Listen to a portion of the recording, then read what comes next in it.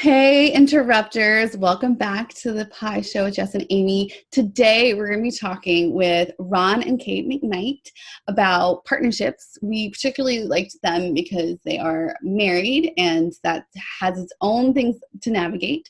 But we hope you enjoy the show. Pardon the bone. We are recording the Halloween episode as well. So you will see this again next week, and we will talk to you later.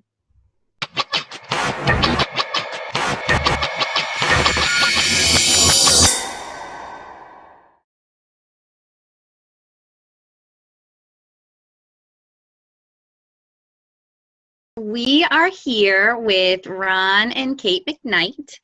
They are going to talk to us a little bit about partnerships, maybe some fun businessy stuff, and I think we're going to get some advice from them as well. So this is actually the first time that I've ever met you guys, so I'm actually asking for my own curiosity as well. So I don't know the answers to these questions. So you guys clearly are partners. You work together. So talk a little bit about that. Maybe briefly how you kind of got together and like what your journey has been like. Yeah, we met in college. We were both studying English, started dating, got married next year. We both went into teaching English and quickly realized that that was a bad idea. So we moved down to Knoxville, both transitioned into other jobs. And that's kind of where Kate started getting involved in the online world. Yeah. If you want to. So we kind of like started separately, and I started as a copywriter. I was actually doing content writing just for all kinds of websites for a long time. Wrote for all kinds of really crappy websites. But anyway, so from there, I got into actual sales copywriting.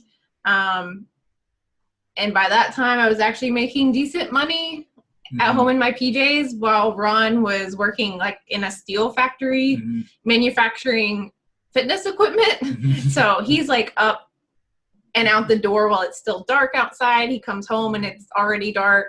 And then I'm just like over here doing my thing. Playing on the computer. Playing on the computer all day. Yep. So I always say he got jealous and decided to he wanted to work from home too. Yep. So that's essentially what happened. So how did you guys, I mean, it sounds like making the decision was easy, but how about navigating working together? Because it's different than being married. Yeah. It definitely is. So I got started, I've kind of got a background in tech. So I came in like a jack of all trades. Quickly kind of found out that like tech and automation was my jam. Kate's writing copy at the time. And so we started to realize that a lot of our clients could use both of our skill sets. Like a funnel is essentially copy that's kind of automated. You know, it's a sales funnel that's got messaging and marketing. That's her side of it. It's all automated and set up. That's my side of it. So I don't know if we ever like discussed it. It was just kind of like, oh, you do a thing, I do a thing. People need both things. Let's do it. And that was a few years ago. So it just made sense to like basically mesh our superpowers together, because I'm not a techie.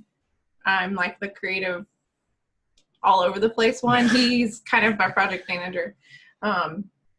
What was the question? What was the actual question? I would say, and then it also helps our clients because like they get further along. They don't have to go to multiple places to get the sales copy and put it into a funnel. Right. Yeah. Well, it definitely sounds like you guys are a dream team. And I know a lot of our people in network agree with that. But what about actually the working together part? Yeah, that is it's a daily, weekly challenge. Yep. I think not it's for the faint of heart. It's kind of like just your normal everyday marriage, but like on steroids. So because it's so much more intense, there's like so much more like marriage is stressful because you've got responsibilities, but then it's like you double it with the business because then you've got a second baby or a third baby. And so some of the same like advice applies there, like communication, being very upfront, like having clear set goals together.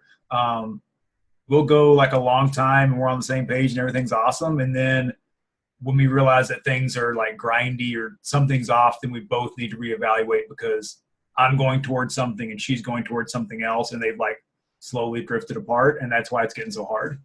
There are days when I'm just like, you stay over there. His office is over there. I'm over here, yeah. And I like draw an invisible line, and I'm like, my office is over here. Don't talk to me. Yeah. Leave me alone. It's usually, when things have escalated, spiraled out of control, and yeah, you just have to be way more intentional if you're gonna have a partner about communicating, making sure you're on the same page. And then the other really hard part is not letting your business infiltrate all the cracks of your life. So like half the time we go out to dinner or like on a date and we're talking about the business. And I mean, that really is challenging to just turn off that side of things. Mm-hmm. We're still learning how to do that. It's just like being more aware, more conscious, and just being like, nope, we're not going to go there. We're going to talk about anything else. It's kind of like when you go on a date and you don't talk about the kid as well. Yeah. Well, and it's right. And then we've had our first kid this year, so. It's like, what else do we talk about? Like, what else is there? So I'm kind of in a similar boat. So I help my husband out a lot. He's, I guess I'm kind of the Ron of that sort of. Mm-hmm. Though he's, I don't know, because he does 3D printing. So we're still trying to navigate and it's just, so, but fortunately, he goes away, he has a day job. Mm. But yeah, it's definitely I feel like we are not the best business partners, but we'll get there. But then with Jess, I feel like we worked really well, but it's really nice because, we can talk and we're honest. So I definitely think about communication, doesn't matter your partnership. But sometimes I feel like it's hard because sometimes I'm like, okay, Duncan, first of all, this is business. So you don't need to sugarcoat it. But then at the same time, maybe don't completely reject everything I say. So that's always that's something I've had to kind of learn is we both have our different strengths. Mm-hmm. So let's build each other up and support each other. I can be really critical. I'm the critical one. So, and I know his strengths aren't mine. My strengths aren't his. So we have to balance that out. Were you going to say anything about that? No, I was just going to say, it's knowing the other person, but also communication styles, because I want to micromanage sometimes, control everything because I know better. So why wouldn't I? So it's how to keep her on task, because that's something actually in the last few weeks. Kate's been sometimes I need somebody to keep me on track, but I have to go about it very. He has to be delicate, put on the kid gloves with me. And that's just, he has to know my personality, how to communicate with me. The one other thing was having an outside, not partner, but an outside coach or mentor mm-hmm. is super important if you're going to have a business relationship with a marriage. And one thing one of our mentors pointed out to us was that we need to spend more time apart. So that's something you might not think about, but you can you can almost become just one person if you're not careful. And we both have our own strengths beyond, we're not just Ron and Kate, the funnel rehabbers. It's I'm Kate, you're Ron. Mm-hmm. We still need to maintain your own identity. Yeah. I think with Amy and I's partnership, we kind of came into it. We had known each other before, but we kind of put it all out. These are the things that I'm going to handle. These are the things that you are going to handle. And then just being completely open and transparent. Mm-hmm. And of course, knowing each other and how we handle things or can, the language to use or, how soft or hard, to say something definitely is, I think laying that out in the beginning has been great for us because we really, we haven't ever had any differences, I don't think. And if they happen, it's been, we've talked about, it's been a chat, but I think it's hard then. Actually, I met my husband at work. We were working, I hired him. And then we moved to New York together to work for another office, but I could never be a business partner with him. He's a great employee. He's great at what he does. He's a great person, but we just would not work. There's no way that we would be able to separate everything. Mm-hmm. And that's okay. I'm cool with that. Sometimes it is hard to completely remove the emotion out of it. And I mean, again, like it's still something Duncan and I are navigating, partly because we don't have all day together to do it. It's sort of like I'm the hired help for his business type thing. But yeah, with Jess and I, it's like, okay, the business stuff, it's like, it's not emotional. Like there's time for emotion elsewhere. Yeah. I feel like, and then, we're straightforward. Yeah. Makes a big difference. Be honest, be open about things, be straightforward. Yeah. And like, talk about your goals. Like for us, one thing right now that's really important, we've been in a partnership outside of our relationship where we just had different goals and different visions. It's never going to work out. So like discuss those things up front. Like what are your short-term goals? And then also like, what are your long-term goals? Do we match? Do we match up there? Yeah, and having that unifying vision, because like every decision that is made needs to be held up against that. Like, does that line up with this? Because what happened was that thing blew up because we were going this way and they were going this way, and it was completely, we just never talked about it. So we never kind of came together like, why are we doing this? What are the goals? Like any of that stuff. It was just like, I'm just gonna keep my head down, keep doing my thing, you keep doing your thing, we'll see where it goes. But well, sometimes getting in, it's like new and exciting, and like it's fun to have a change and to do for me, like one of my partnerships that I'm thinking of, like it was great, it was exciting to do something, and then sometimes there's those red flags that you don't want to see, even just in personal relationships. But I now know, like living through, how important it is for me to take a step back and look at the situation, for what it is. And don't just put my head down and think it's super, fun and I'm doing it, you know what I mean? But I mean, long-term goals, like you said, is huge, because I mean, if those don't like match up to you, or if you don't feel like they're a fit, and then I mean, that definitely is a huge flag. For sure. Yeah, and I think Ron and Kate's point earlier, like it's obviously a marriage. I know many people in our network, we always treat it like a relationship thing, but it really is like, and so for instance, just in my marriage, it's like it can't be me versus you. Like it's I'm gonna think I'm right, you're gonna think you're right. We need that third person. So like you said, like having a mentor or a coach, even if they don't have any experience with a partnership, but maybe like just helping you like brainstorm and problem solve, or give you that different perspectives, especially when you are married, or Jess and I, like we have so many similarities, we probably are already thinking the same thing, but that sometimes we need someone who doesn't think like us. Yeah, for sure. So I think I definitely think that was the good point, is to, when you can, maybe have a mentor, friends, or people that you trust. Yeah, and don't hold resentments against each other. If you have disagreements, just lay them out, confront them. Don't let them creep around and. Yeah, because it's going to end up like killing your toxic, business. It's yeah. So it's like you have to be like a open. team. Yeah, you guys, even if you're partners, you have to be supportive of one another, and be your own best cheerleader.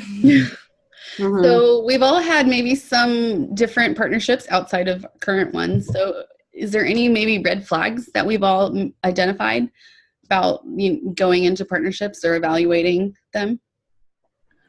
I think one thing is motivation. So, and even the language around it. Like I can think of one partnership, the motivation was money.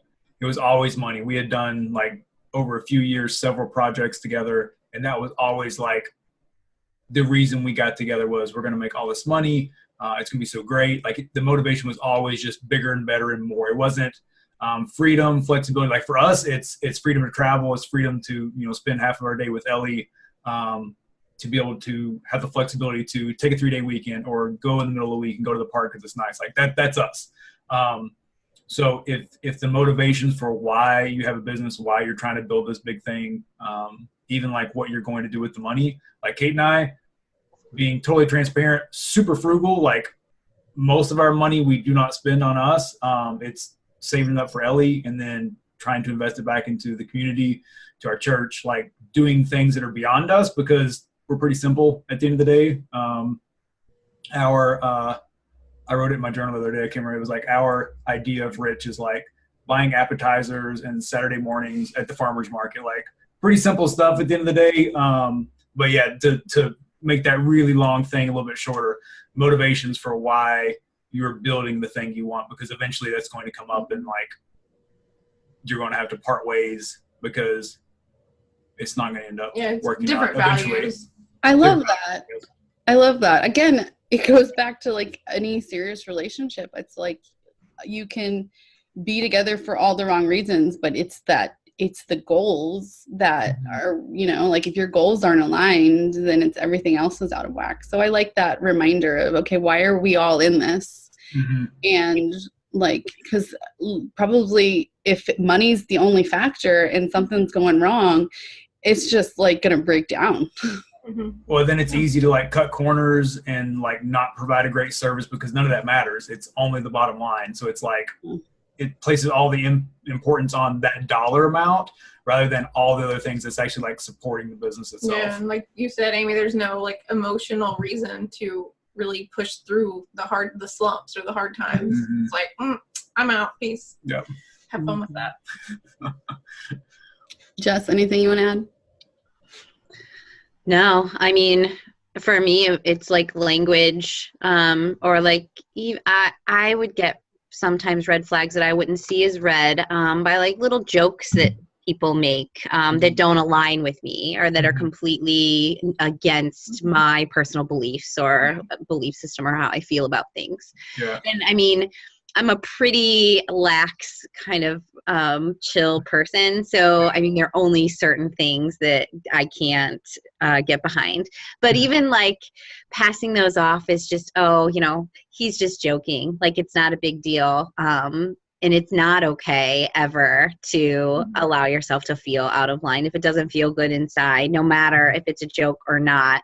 And if it is then an important relationship, then address it. I think, again, going back to communication, but for me, that has been a huge red flag that sometimes I didn't see as red going in. I think that's a good point too. And having had similar experiences together, I think to me, I'm very transparent. I cut through the bullshit. Like, I'm just like, this is what's going on. If I can't feel like I can have, not that I need to have beers with my partners, like I'm happy to have like boundaries, but if I can't like be 100% myself or like, and be able to voice my concerns, like a joke, like, okay, that's just them. But if I can't be like, if I'm approach that conversation, like maybe that's not an appropriate thing for our brand. And then it's then suppressed. I'm like, well, what am I here for then? Like, yeah. I think that's true. And I think the key is got to know who you're doing things with. And just because they're your best friend doesn't mean it's always going to work out, or your husband or whatever. Right. No, 100%. Or they make giant promises and you get excited that it still might be a door you shouldn't open. But then there's some nice things like some strategic partnerships, or you can collaborate, or there's alternatives. Oh, for sure.